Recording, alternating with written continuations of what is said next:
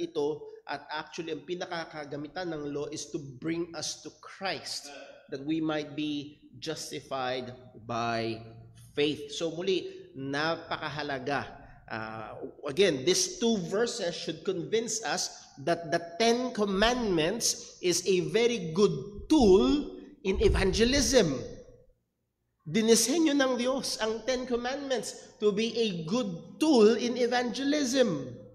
And sadly, ito ay hindi binibigyan pansin ng marami at hindi ginagamit sa pagdating sa paghahatid ng ebanghelyo sa mga it exposes sin, it brings us to Christ. So again, ay napakaganda at halaga nito. The law is good if we use it lawfully. Now, understanding the law, as Paul said, the law is holy and the commandment holy and just and good. Walang masama sa commandment. Nasaan ang problema? Well, ang problema ay ang kasalanan. Nasaan ang kasalanan? Nasa atin at nasa paligid natin. Nasa atin, kahit na tayo Kristiyano, may nakatahang pa rin kasalanan. Lalo na sa mga hindi Kristiyano, alipin ng kasalanan. And not only in us, but also around us, sa mundong ating ginagalawan, as John commanded the believers not to love the world. Because the world and the world system na laban sa Panginoon, lahat ang naririto ay taliwas sa Diyos. Again, that's the worldly system that is against God.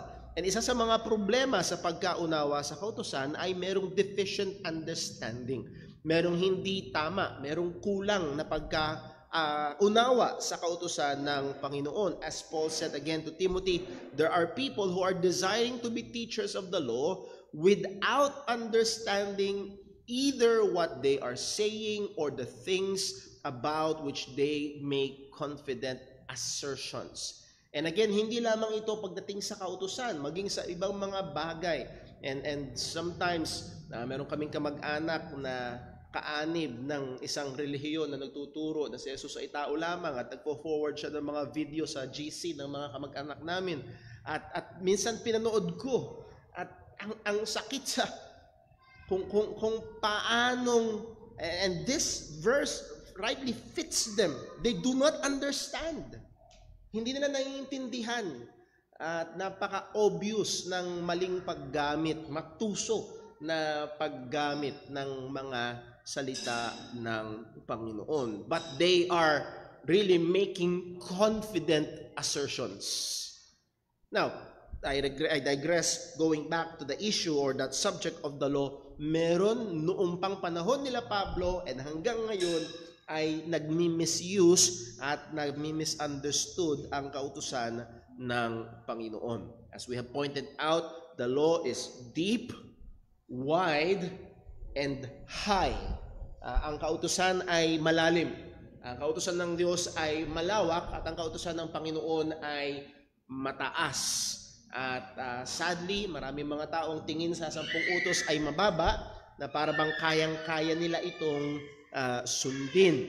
Well, nanggagaling yun sa deficient understanding. So how should we study the law? Well, number 1 rule, at hindi lang ito pagdating sa kautusan, kundi when we study any of the Word of God. Anumang parte ng salita ng Diyos, napakahalagang i-apply ang rule number 1, and that is Scripture interprets Scripture.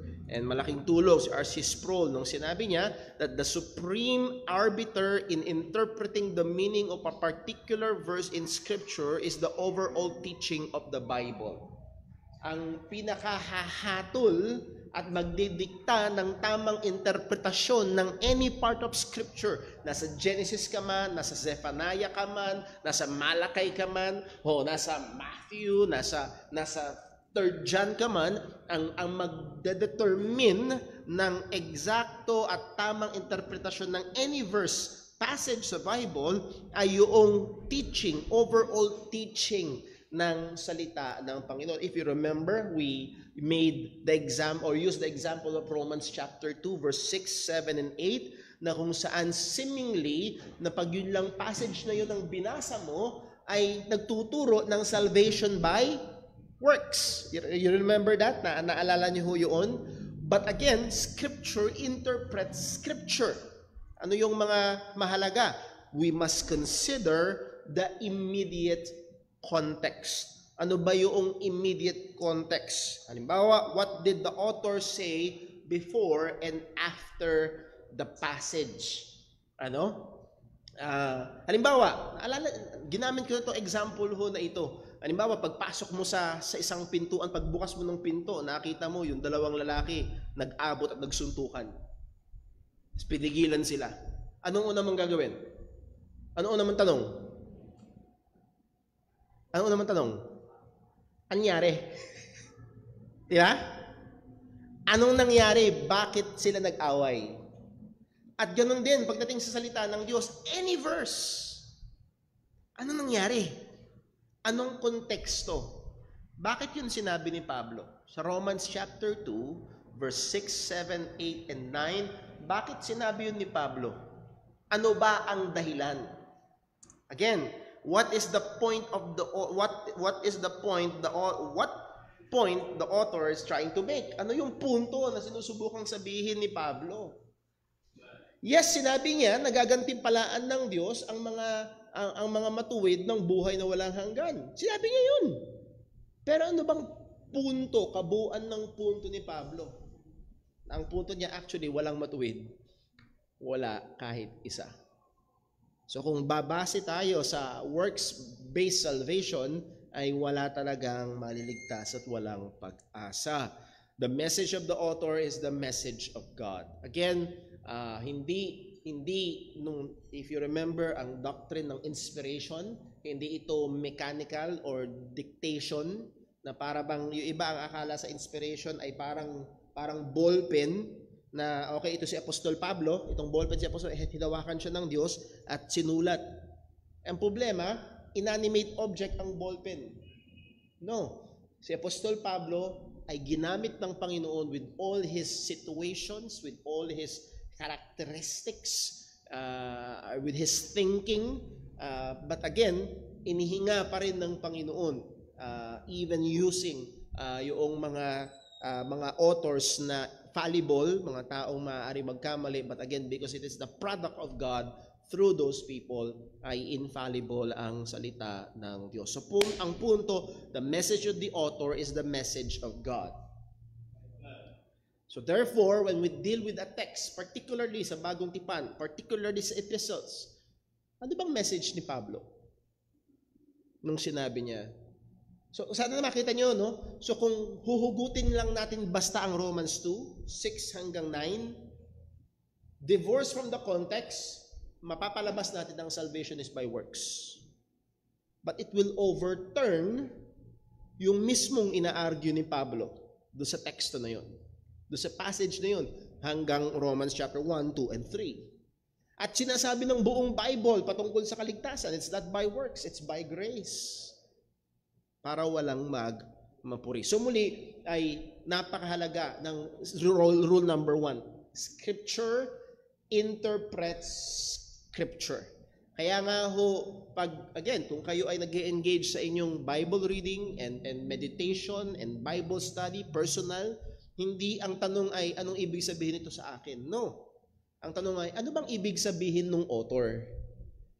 Ano bang ibig sabihin ni Pablo? Ano bang ibig sabihin ni Santiago o ni Pedro? Hindi kung ano yung basta dating lang nito sa akin. Lalo na in this regard doon sa immediate context ng verse. So again, napakahalaga nito. Ano man ang ating pinag-aaralan, at ito yung mahalaga pagdating sa pag-aaral ng kautusan. Sabi nga ni John MacArthur, you have no right to put words in God's mouth and say, He said what He didn't say. Again, pag ginamit mo ang Romans 2, verse 6 hanggang 9, at nagturo ka ng salvation by works, hindi yun ang sinasabi ng Diyos. Naglalagay ka ng salita sa bibig ng Panginoon, and that is sin. So, napakahalaga ng tamang pag-handle ng salita ng Panginoon. That was what it means to rightly divide God's word, to rightly handle the word of God. Nor you have the right to take the words out of His mouth and not say what He did say. Huwag nating kukunin natin yung verse at hindi natin sasabihin kung ano talagang sinasabi ng Panginoon. You have to get it right.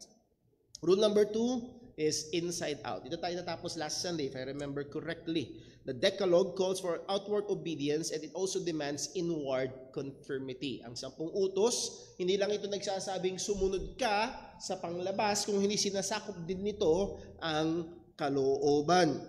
Sabi ni Thomas Watson, man's law binds the hands only. God's law binds the heart. Again, ito ang nagpapakita ng supremacy ng kautusan ng Diyos sa ibang mga batas dito sa lupa, sa ibang mga batas na ginawa ng tao. Again, ay hindi ka pwedeng, halimbawa, nakita ka ng pulis, nakatingin ka dun sa cellphone ng isang tao. Patingin ka lang naman. Hindi ka niya pwedeng arestuhin. Tama? Ano, bakit ka niya arestuhin? Wala ka namang nilalabag na batas. Kuha niyo ho? Pero pagdating sa kautusan ng Diyos, if you are coveting yung cellphone na yun na hindi naman sa'yo at hindi dapat para sa'yo, pinag-iisipan mo na at nangangati na yung kamay na pag ito lumingon at nalibang, nako, kuha ko yun. Sakop na yun ng kautusan ng Panginoon. So it covers both what we do on the outside and what we think or feel or desire on the inside. Sakop ito ng kautusan ng Diyos. God exercises authority not just with our actions or over our actions, but also over our affections. And dito madalas ang mga tao, makikita natin talaga kung gaano kalawak at gaano kalalim ang salita. Gaano kalalim? Well, tagus puso ang lalim. Minsan, we try to tap our own shoulders at sabihin natin, mabait naman ako, hindi ko ginagawa ang mga yon. Pero kamusta ang laman ng puso? Hindi mo sinabi, pero hindi mo ginawa, pero at sakop yun ng salita at mga kautusan ng Panginoon. Sabi ni Phil Ryken, God holds us accountable not only for the sins we commit with our bodies, but also for the sins we commit in the privacy of our hearts, our own hearts, minds, and wills. Ito, accountable tayo sa Panginoon, maging sa laman ng ating kaisipan. So again, may expose agad dito kung gaano tayo karumi. Kaya napakahusay na mirror ng salita ng Panginoon. Point, the proper understanding and application of the Ten Commandments includes both inside and of the outside. This was made clear by Jesus on the Sermon on the Mount. At tumingin tayo ng mga halimbawa, familiar na halimbawa, Matthew 25 verse 27, ye have heard it was said of them of old time, thou shalt not commit adultery, but I say unto you that whosoever looketh on a woman to lust after her hath committed adultery with her already in his heart. That means you have already broken the 7th commandment. Lumabag ka na. Lumabag ka na. The essence of the 7th commandment goes beyond merely forbidding illicit sexual behavior. It condemns sinful sexual desires. Again, sakop nito maging yung kalooban. So maaaring tayo ay quote-unquote pasado sa eye test ng mga tao sa paligid natin. Pero kita ng Diyos ang puso natin. Now, we see how truly deep, wide, and high the moral standard of God. Kaya nga, sige, subukan mo na salvation by works. At ang works ay hindi lang ang works ng ating mga kamay, kundi maging ang works ng ating mga puso at isip. Walang papasa talaga. Considering this nature of the moral law, we understand how demanding it is and how it exposes our utter sinfulness. So hindi talaga kakayanin. Hindi po pwede na maligtas ang tao sa pamagitan ng pagsunod sa kautusan o sa pamagitan ng gawa. pag naunawaan ng tama ang salita ng Diyos. Sabi ni Pablo, Romans 7:7, what shall we say then? Is the law sin? God forbid. Nay, or no, I had not known sin but by the law. Hindi ko makikilala ang kasalanan kundi sa pamamagitan ng kautusan. For I had not known lust except the law had said, thou shalt not covet. So mismong sa buhay ni Apostol Pablo, bilang isang pariseo, at naalala nyo sa Philippians kung paano describe yung kanyang sarili? Again, outwardly, blameless. Pero dito naging honest siya, na-expose sa buhay ng isang napakahigpit na pariseo, na-expose ang kanyang pagiging makasalanan sa pamamagitan ng kautusan. Now, another way, so una, Scripture interprets Scripture. Pangalawa, in and out. Pangatlo, na kailangan nating tandaan when it comes to understanding the Ten Commandments is seeing from both sides. May kasabihan, there's always two sides of one coin. Ang barya ay laging merong dalawang side. So, seeing from both sides. This is rule number 3, two-sided rule. Laging merong dalawang panig. Anong ibig sabihin? It could also be called the law of opposites, the law of contraries, or the law of contrapositives. Ano man ang gusto nyo itawag dyan, ibig sabihin, yung isang side at yung kailangan mo din considera yung kabila nito. Anong ibig sabihin? Where a sin is forbidden, the corresponding duty is required. And where a duty is required, the corresponding sin is forbidden. Every commandment is both positive and negative. Bakit ho? Kasi kung di tayo magiging maingat, the law, the moral law, or the Ten Commandments is often viewed as a list of don'ts. Don't lie, don't murder, don't commit adultery, don't have other gods, wag. Tama?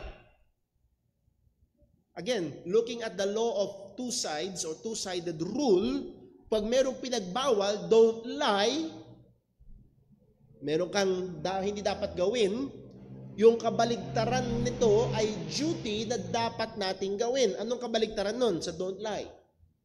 We must be truthful. We must be truthful. And so on. Mamaya, bibigyan natin ng pansin, i-apply natin ito, gagamitin natin yung 7th commandment, lugar na napasadahan na natin, gagamitin natin yung 7th commandment para i-apply itong rule number 3 and then also hanggang sa rule number 4. The only fully positive command is the 5th commandment. Actually, pag tinignan natin yung 10 utos, ang talagang meron lang positive na walang negative, merong sinasabi na dapat nating gawin at walang sinabi na hindi natin dapat gawin. If you remember, 1 to 3, mga hindi dapat gawin. Okay? 4, meron tayong dapat gawin at hindi dapat gawin. Parehong positive, negative yung number 4. 5, merong dapat gawin. 6 hanggang 10, mga hindi dapat gawin. Kumbaga, nasa negative side yung 6 hanggang 10. I hope nasusundan nyo. Exodus 20 verse 12. Honor thy father and thy mother, and that thy days may be long upon the land which the Lord thy God giveth thee. Again, walang thou shalt not pagdating sa commandment number 5. Point, each one command condemns a particular sin while at the same time it commands a particular virtue. Okay? Bawat kautusan ay may kinokondem na kasalanan. At kung may kinokondem itong kasalanan, meron itong pinopromote na kabanalan. Or vice versa. Kunwari, sa commandment number 5, meron itong pinopromote na kabanalan, pero totoo din yung kabila noon, meron itong kinokondem na kasalanan. The rule of, or the two-sided rule. Example, commandment number 1. Thou shalt have no other gods before me. Ito again, wag. Wag. Wag kang magkakaroon ng ibang Diyos. Ano yung flip side nito? It clearly implies the worship of the one true God of the Scriptures. Now, medyo mas gawin nating practical application. Maraming mga tao, they content themselves. Kontento na sila na, wala naman ako ibang sinasamba eh. Wala naman akong Diyos-Diyosan sa bahay eh. Tama? Wala naman akong Diyos-Diyosan sa bahay eh. Brother Paul, pumunta ka pa sa bahay namin. Wala. Now, ito ang tanong. Ikaw ba ay totoong sumasamba sa tunay na Diyos? So, commandment number 1 ay hindi lang basta nagbabawal ng pagsamba sa ibang Diyos-Diyosan. That's negative side. Pero yung positive side nito ay totoo. You must be worshiping the one true God. Commandment number 3, thou shalt not take the name of the Lord thy God in vain. Huwag mong gagamitin sa walang kabuluhan ang pangalan ng Panginoon. It positively drives us to the reverence of God's name in worship and in our lives. Well, hindi ko naman binabastos ang pangalan ni Lord Pero ano naman ang lumalabas sa bibig mo patungkol sa Panginoon?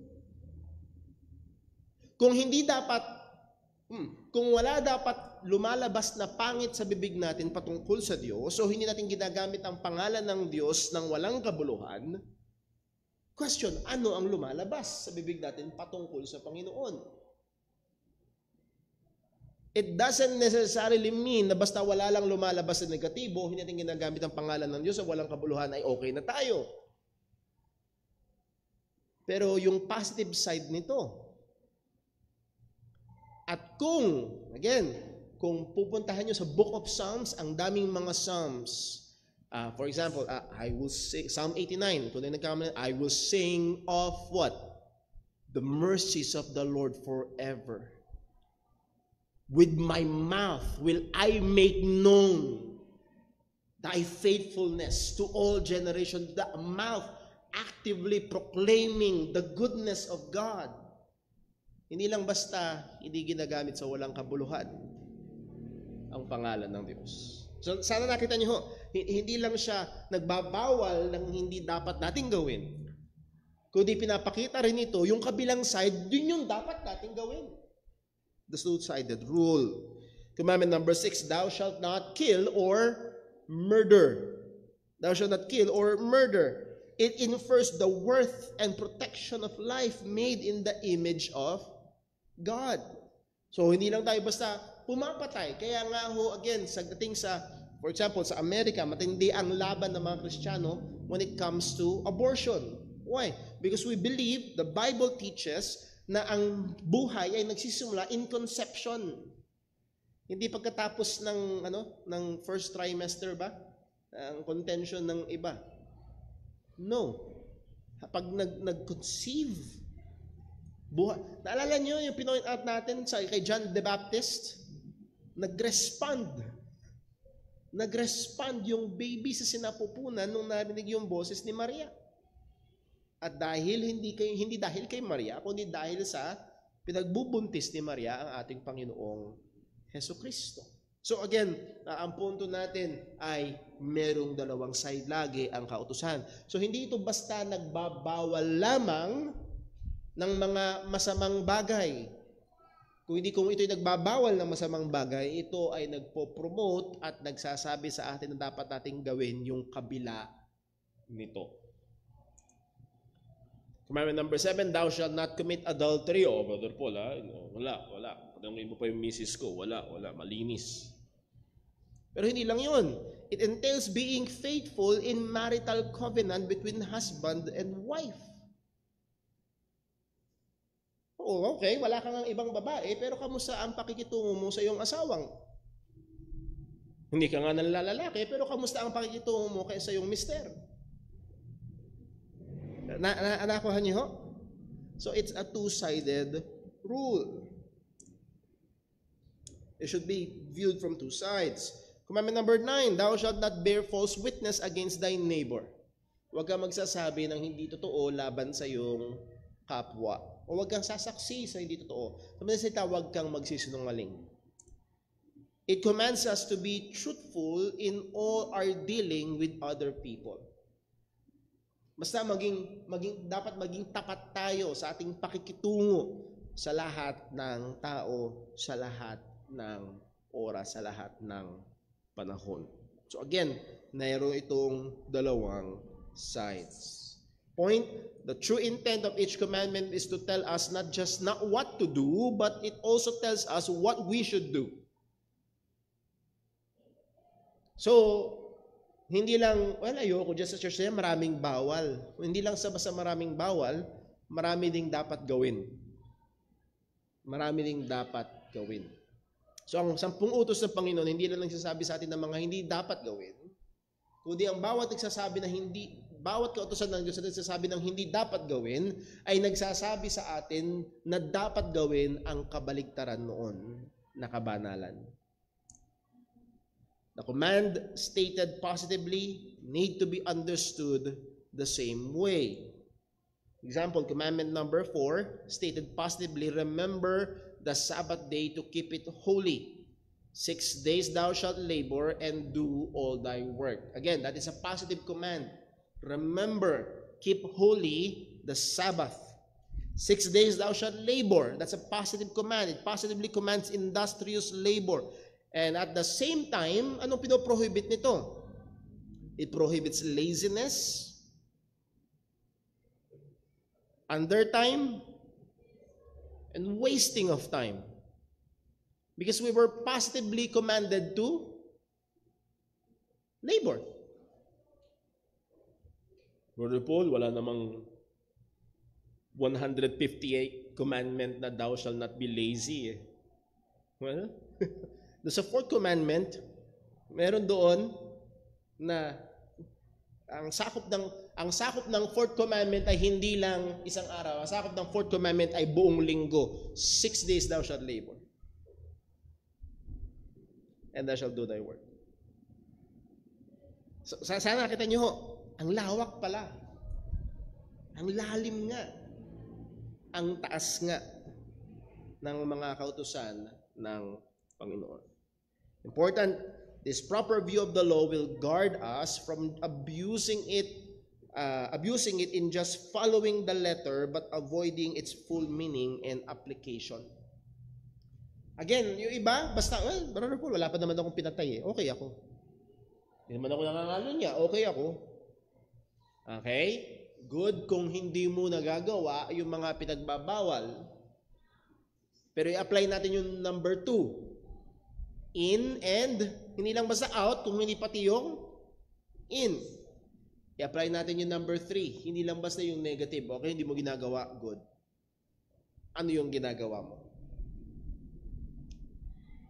So muli, nakikita natin na mapipigilan na hindi natin maabuso ang kautusan ng Panginoon at tignan natin ito na parang mga mabababang standard na yakang-yaka. Actually, ito yung problema ng mga Pariseo. Ito yung problema ng panahon ng ating Panginoong Jesucristo. Kaya doon sa Sermon on the Mount, in-expose niya ito. Na akala ng mga religious leaders, naaabot nila. Nakakapasa sila. Pero nung pinakita ni Kristo, no. Pati yung kalooban sako. Bagsak lahat. Bagsak lahat. Well, magbigay tayo ng halimbawa. Commandment number 8, thou shalt not steal. Thou shalt not steal. Huwag kang magnanakaw. Well, Brother Paul, hindi ako kumukuha ng hindi akin. Okay? That's good. Pero hindi lang yun. This does not only forbids us from taking something not ours for ourselves. Hindi lang ito basta nagbabawal sa atin na kumuha tayo ng mga bagay na hindi sa atin. But it also positively moves us to what? To honest labor, to be able to help others. Sorry. Merong to be able to help to others. To be able to help others. So hindi lang, ang commandment number 8, hindi lang basta nagbabawal na magnakaw. Ang commandment number 8 ay positively nag-uutos na tumabaho tayo.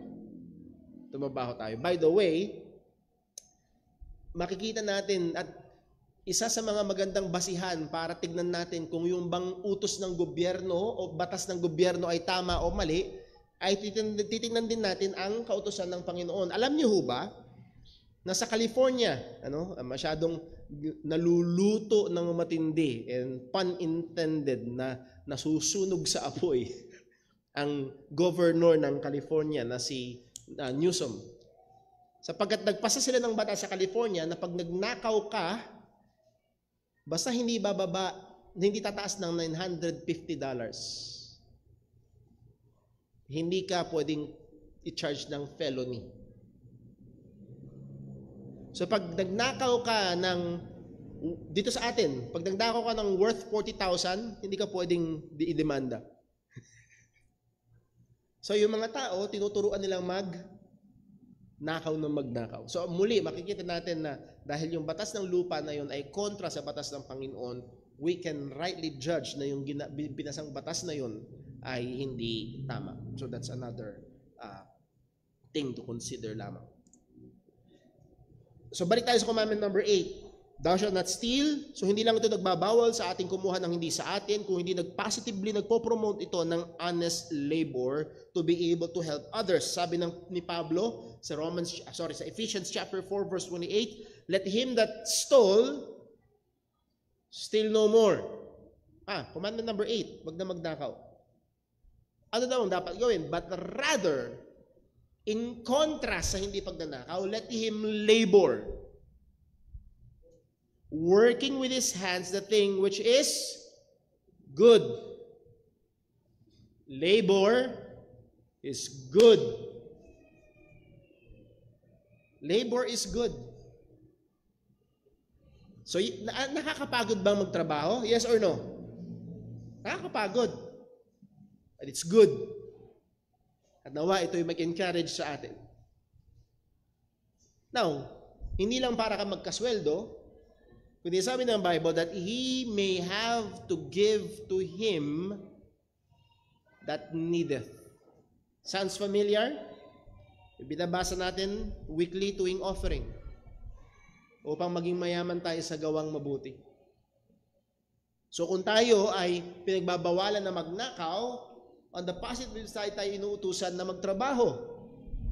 At hindi na tayo basta inuutusan magtrabaho, isa sa mga dahilan ay para tayo ay gumawa ng mabuti, makatulong sa kapwa. So, kung ikaw ay naririto at says, Brother Paul, hindi ako nagnanakaw. Purihin ang Diyos. Very good. Brother Paul, may trabaho ako. Good. Even better. Na huwag ka titigil doon. Meron pa. Gagawa ng mabuti.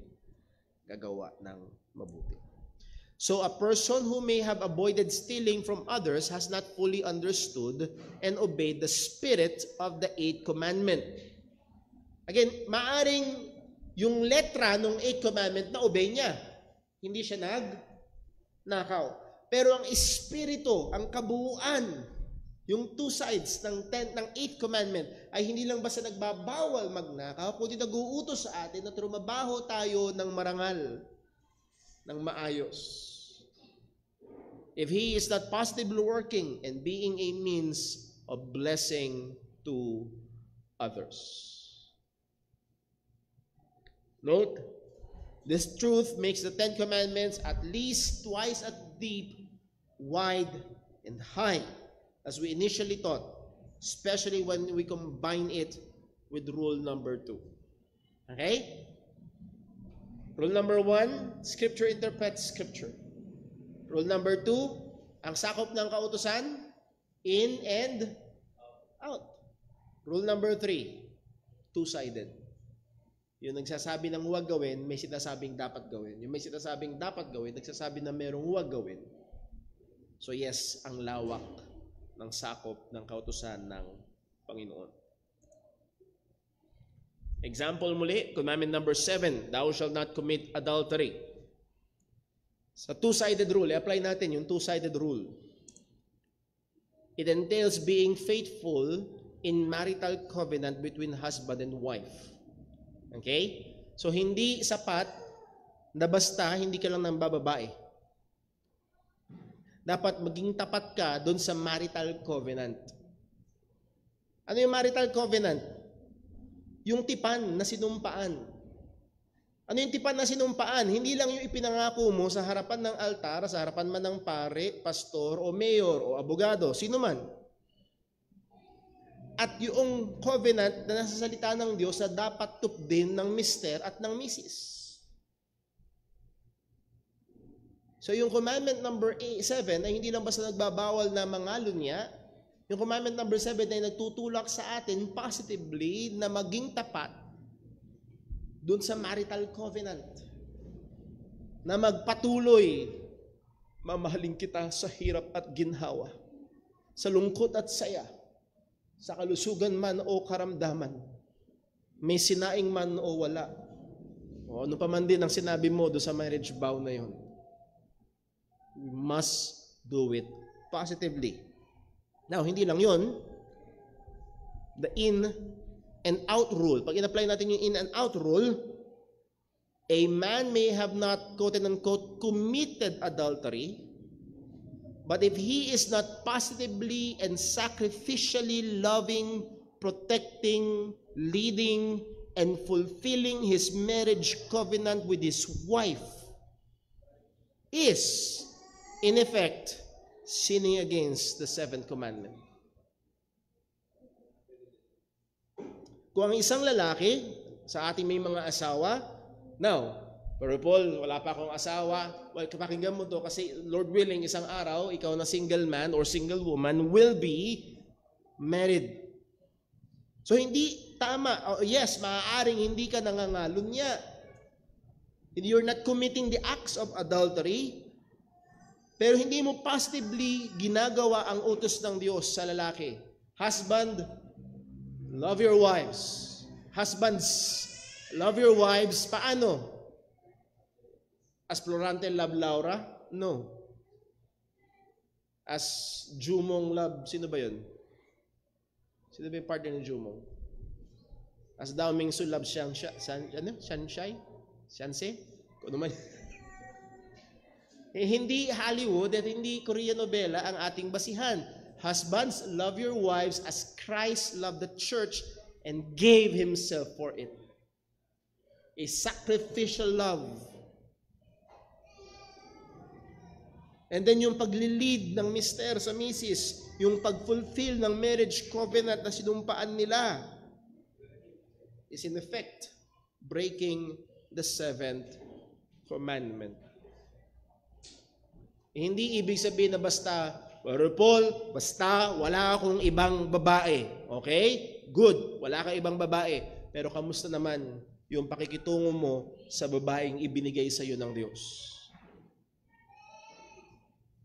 Now, hindi lang yan sa lalaki. Kung hindi, Paul, wala akong lalaki. Okay, kamusta naman yung pakikitungo mo sa lalaking ibinigay sa iyo ng Diyos? So, it two-sided rule and in and out. And rule number 4, dito tayo matatapos, rule of categories. At makikita natin itong rule 2, 3, and 4 ay interconnected. Rule of categories. Anong ibig sabihin ng rule of categories? When we understand the moral law properly, we see that it deals with both the internal and external. It also covers two sides of every command. Again, in and out, and yung two-sided rule. The next rule is the rule to properly understand and apply the law is the rule of categories. Anong ibig sabihin to? Let me just read yung sinabi ni Phil Ryken. Each commandment stands for a whole category of sins.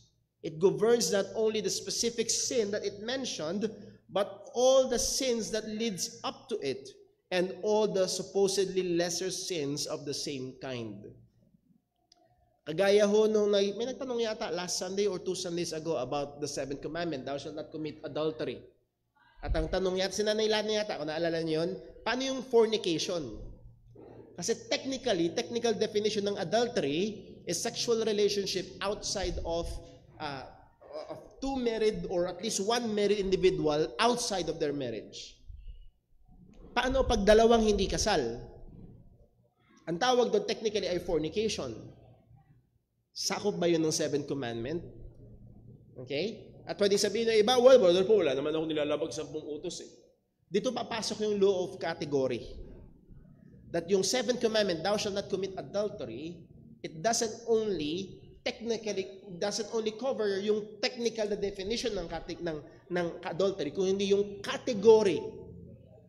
All sexual unfaithfulness, all sexual improper behavior ay sakop nito. Sabi ng Westminster Larger Catechism that under one sin or duty, all the same kind are forbidden or commanded together with all the causes, means, occasions, and appearances thereof, and provocations thereunto. Ngayon, mamaya, pag nagbigay tayo ng halimbawa, mas maintindihan natin yan. And for us to understand it better, let's go back to sa commandment number 7. Okay? Thou shalt not commit adultery. Huwag kang mangangalunya. Yun yung word for word, commandment number 7. Two-sided rule. It entails being faithful in marital covenant between husband and wife. Dapat ka doon sa covenant na sinumpaan. Hindi ka lang basta hindi dapat ng babae, dapat tapat ka doon sa babae na yung pinakasalan. In and out rule, a man may have not committed adultery, but he is not positively and sacrificially loving or protecting, leading, and fulfilling his marriage covenant with his wife, in effect sinning against the 7th commandment. Again, in and out rule, yung sinabi ng ating Panginoong Jesus. Yes, hindi ka nangangalunya physically, pero sa office, meron kang pinagnanasaan. Doon sa tindahan na dinadaanan mo tuwing uuwi ka galing trabaho, meron kang pinagnanasaan. At mas malayo yung daan doon, pero sinasadya mong doon dumaan kasi meron kang gustong makitang ibang babae na hindi mo asawa.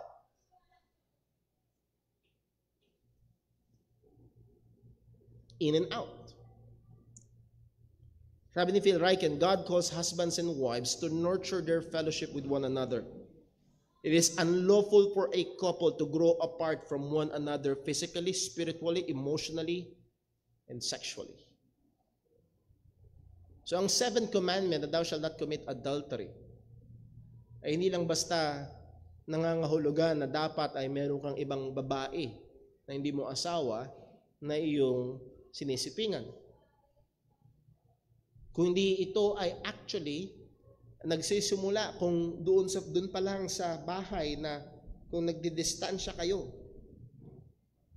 nagkakaroon na at hindi naiingatan yung relasyon ng mag-asawa. It is also wrong for a husband or wife to have intimate relationships with other men or women, even if those relationships are not sexual, or at least not yet. Adultery begins long before two people get in bed together. Listen po. For example, yung mister o yung misis na tatrabaho sa opisina, tas nahulog sa pangangalo niya, hindi lang doon nagsimula yun. Nakuha niyo ho? Maaaring nagsisimula na doon sa pa-hi, hello. Doon sa pagkuha-kuha ng kape. Bibili ka merienda? Samahan kita. Again, yung mga may intensyon na ang goal ay malapit at ini-enjoy yung intimacy na dapat ay sa mister mo lamang o sa misis mo lamang. It's already the breaking of the 7th commandment.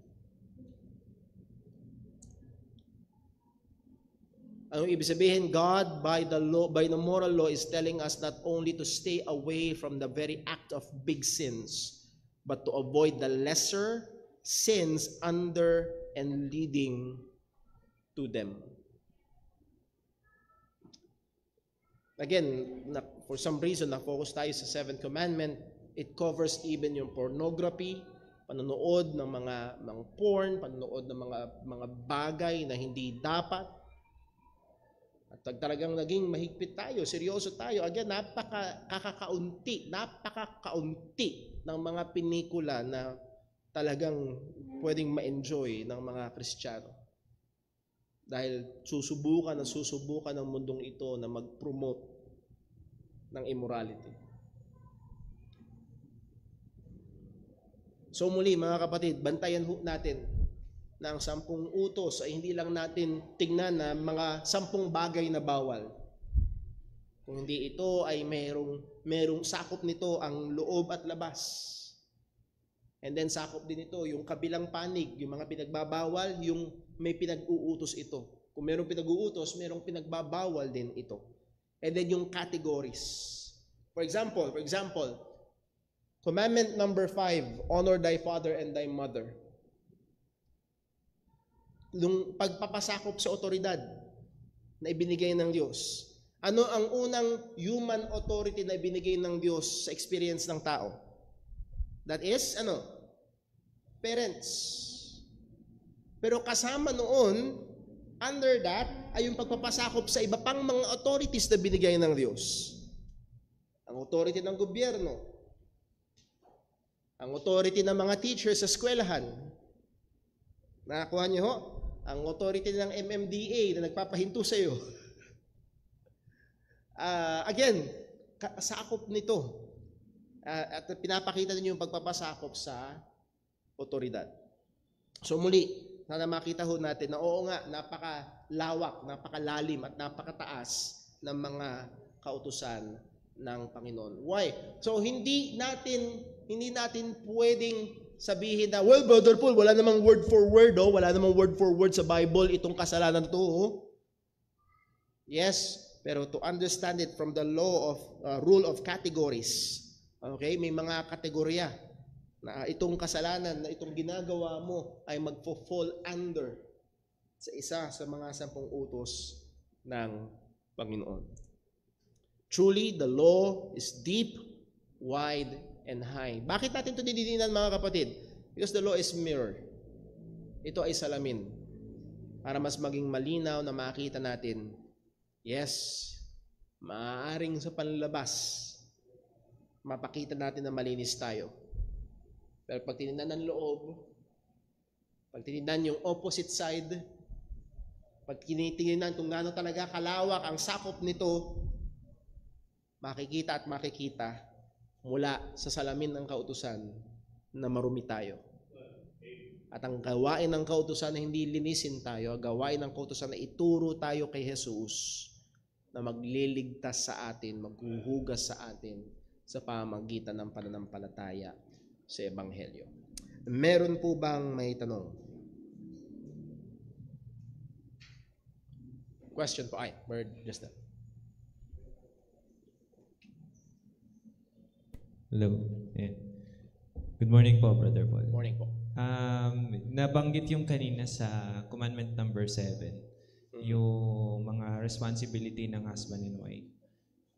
Paano po yung mga mag-asawa na malayo yung isa, nasa halimbawa OFW, so matagal silang hindi nagkikita? In a sense po ba, nagkakasala sila dahil physically hindi sila magkasama? Okay. Ang number 1 advice ko ho sa mga magkahiwalay na mag-asawa for the reason of occupation, isa dapat sa goal as soon as possible ay magkasama. Isa sa mga goal as soon as possible ay maging magkasama. 1 Corinthians chapter 7, malinaw na may 1 Corinthians chapter 7, malinaw, may obligasyon ang mister sa misis at may obligasyon ang misis sa mister. Kapag sila magkalayo, hindi nagagawa yung obligasyon. Okay? Now, maraming pwedeng dapat ikonsidera. Okay? Pero sadly, tingin ko ho, marami tayong mga kababayan ang nangangawit na hindi na ginawang goal na mas naging komportable doon sa magkahiwalay. Sana i-consider na anong impact nito, hindi lamang financially, kundi impact nito sa aming pagsasama bilang mag-asawa. I would hardly doubt na ito'y nakabuti. Again, we're not just dealing with romantic and sexual. Kung hindi yung mas malalim, even yung spiritual, yung pangunguna ng mister sa misis at sa buong pamilya. And marami pang mga maaaring mga bagay na Now, hindi necessarily agad na hindi agad tama. For example, maging sa Old Testament, may mga Hudyo na nagiging sundalo. And there will be times that they will be deployed. Yes, kasama 'yon. May mga occupation talaga. But I would advise na hindi 'yon magiging napaka-ideal. Hindi 'yon magiging napaka-ideal sa mag-asawa. Magiging napakahirap ilalagay sa kung yung magkasama kayo araw-araw, kailangan ng effort para maingatan at masunod yung utos ng Panginoon. O niyo? How much more effort dapat?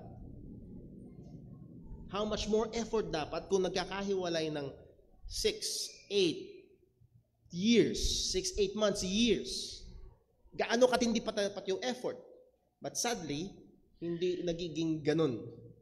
Salamat sa Diyos sa technology na available, may mga video calls and so on. Ngunit ito ho ay magiging mapanganib. So I'm not laying a blanket statement na basta magkakalayo for long periods of time. Kailangan mo i-define long periods of time. What, 3 weeks? 3 months? 3 years? Saan natin ilalagay yung long periods of time? As Paul said, balikan niyo ho yung 1 Corinthians chapter 7, sabi nga ni Paul, kung magkakaroon kayo ng sexual prohibition, hindi yung prohibition. Ano mo sinabi ni Paul? Kung sakali man na hindi kayo magkakaroon ng sexual na intimacy ng yung mister o ng mister at ng missis, pag-uusapan niyo. Lalo na kung dahil sa pagfa-fasting, dahil sa pananampalataya, pag-usapan nyo. Bakit? Baka mahulog kayo sa kasalanan. So may real danger at kailangan yun i-consider rin. At again, hindi ho kaunti, sadly, hindi kaunti ang mga nasisirang pamilya pagdating sa mga ganung pagkakataon. So, hindi lang magdalawang isip, 3, 4, 5, 10 kung sakali man na binabalak mo. At kung sakali man nandun sa kalagayan na yun, nawa tulungan ng Panginoon na gumawa ng mga hakbang at magplano na magkasama ho agad. That would be my advice. Dahil yun yung general na tono ng salita ng Panginoon. Virgin Jude. Opo, tanong po. Yung honor thy father and thy mother, paano po yung anak mo kung meron ng responsibility bilang magulang na rin? Ano ang magiging mo dun sa magulang mo? O under ka pa ba ron? O paano ba ang gagawin? Sako pa ba tayo? Okay, thank you very much for Virgin June. Again, mas mapag-aaralan ho natin yan when we come to the 5th commandment. But to answer the question, merong mag-iiba talaga pag nag-asawa na. Kaya ang sabi sa Genesis, therefore a man, and kasama na rin doon yung woman, shall leave his father and mother and shall cleave to his wife and they two shall be one flesh. So there will be a change. But again, hindi pa rin nawawala yung kautusan na kailangang i-honor yung father and yung mother. But there will be a difference na doon sa kanilang relationship. Now, paano yun? Isa ay, kung yung sinabi ng ating Panginoong Kristo, naalala nyo, nirebuke niya yung mga Pharisees that through your tradition, you are making void the commandments of God. At isa sa mga binigay na halimbawa ng ating Panginoong Jesus ay yung kurban, yung word na turban, ano yun sa ulo yun, no? Kurban. Merong, for example, may pera. Okay? At yung magulang mo na, let's say, retired na at senior na, hindi na kaya magtrabaho, ay pwede mong tulungan ng pera na yun. At ang sabi daw ng isang Hudyo, ay hindi, ito'y kurban. This is for the Lord. So sorry, Mommy, Daddy, hindi ko ito gagamitin para sa inyo kasi ito'y para kay God.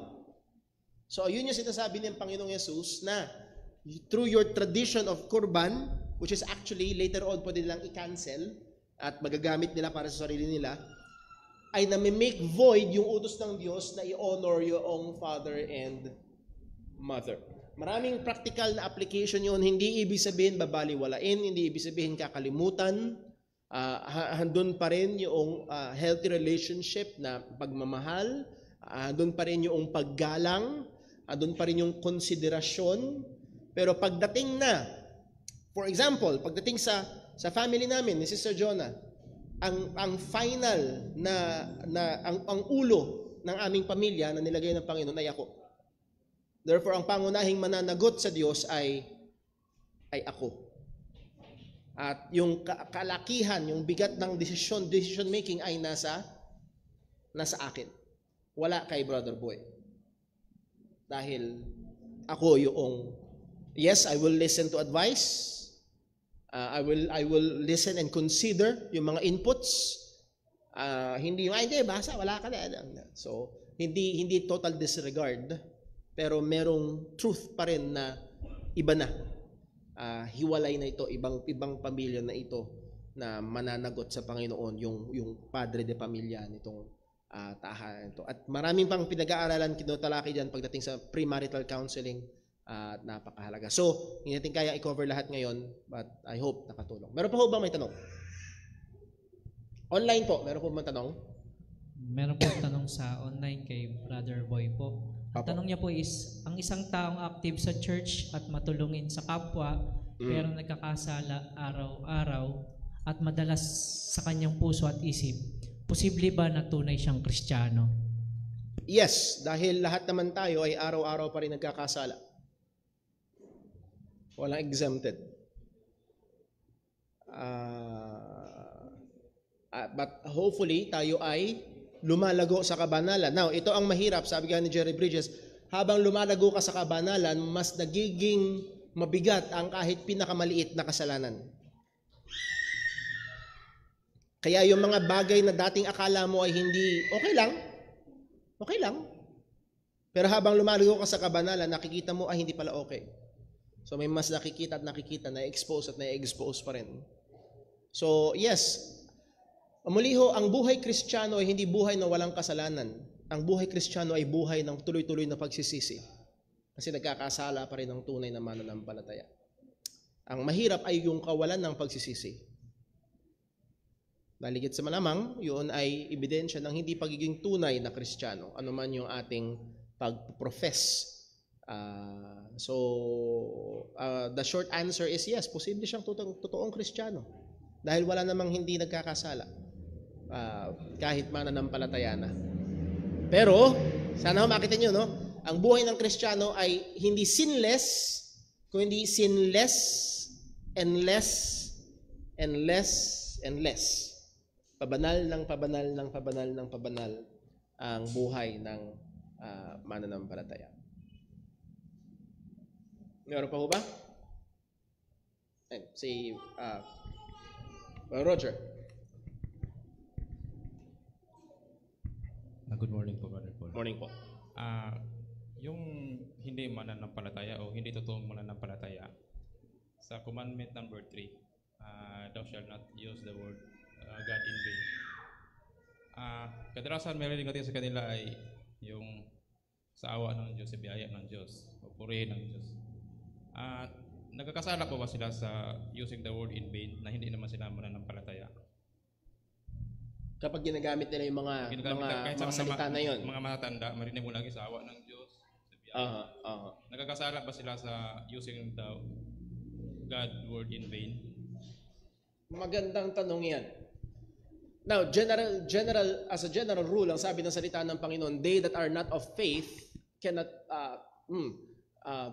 they that are in the flesh cannot please God. Kahit anong gawin nila, even in their most holy moments, ay hindi nakakaluwalhati sa Diyos, hindi nakakalugod sa Panginoon. It doesn't mean na walang kwenta kung sila ay nagiging mabuti. Now, kung yun ay ginagamit lang nila as bagay na nakasanayan lang nilang sabihin, tingin ko ho, doon magkakaroon ng problema. Pero kung meron talaga silang damdamin na gusto talaga nilang, again, kahit hindi sila mananampalataya, ay meron silang knowledge patungkol sa Panginoon at gusto pa rin naman nilang ibigay sa... Siguro ang naisip ko halimbawa ngayon ay nung si Pablo ay nahandoon sa Athens. At merong altar doon na to the unknown God. Ang sabi ni Pablo, yung hindi nyo kilalang Diyos na pinapasalamatan nyo, ang ipapakilala ko sa inyo. So in a way, itong mga pagans na ito ay nagbibigay pasalamat sa unknown God out there. So, i-connect ko lang ho doon. So, maaaring ito pa rin ay sincere na pagkilala sa, yes, ang Diyos ang nagbigay, ang Diyos ang gumawa, ang Diyos ang dahilan. Pero kung ito ay talagang, ano na lang, ng bibig. Kumbaga yung iba na sanay magmura, yung iba na sanay ng relihiyosong salita. At wala talagang puso na gustong magluwalhati sa Diyos. Tingin ko doon magkakaroon ng problema. So, again, mahirap magbigay ng blanket statement agad. At magandang makilala o makausap yung tao pag ano. So, matinding pagpaproseso. Very good, very practical question po. Thank you very much po. Well, with that, siguro doon na ho tayo titigil at nawa patuloy tayo na mamangha. At kung sana kagaya ko kayo mga kapatid na namamangha ako. Pero nyo sa 10, pero bundat na bundat, punong-puno, ang lalim, ang taas, ang lawak, itong 10 utos ng Panginoon. With that, let us pray. Panginoong Diyos, aming Ama sa langit, maraming salamat po sa iyong mga kautusan, nakakamangha at tunay, nire-reflect nito, O Diyos, kung sino ka. Ikaw ang Diyos na mataas, ikaw ang Diyos na dakila, ikaw ang Diyos na marunong sa lahat. At anong karunungan ito na nagbigay ka ng 10 utos? At nakikita namin, Panginoon, na hindi lang ito 10 na napakalimitado, kung hindi 10 na napakalawak, napakataas at napakalalim. Nawa, O Diyos, tulungan mo kami. Ito nga ay patuloy mong gamitin na maging mapa namin kung paano kami mamuhay. Patuloy mong gamitin ito upang pumigil sa amin sa kasalanan. Lalo digit, O Diyos, gamitin mo ito upang lalong i-expose ang aming mga kasalanan. Sa mga wala pa kay Kristo, ito yung magtulak sa kanila palapit kay Kristo upang sila'y maligtas. At sa mga mananampalataya na, O Diyos, ang kautusan ay maging matamis upang makita namin, O Diyos, kung saan pa kami nagkukulang sa aming mga buhay bilang mananampalataya. At O Diyos, daw ito magtulak sa amin sa pagsisisi. Salamat po, maging ang time ng aming fellowship, ikaw po ang magpala, maging ang pagkain, pagsasaluhan, ikaw po ang maluwalhati, at sa lahat ng ito ay aming inihiling sa pangalan ni Jesus. Amen. God bless po. Bumalik po tayo after 15 minutes.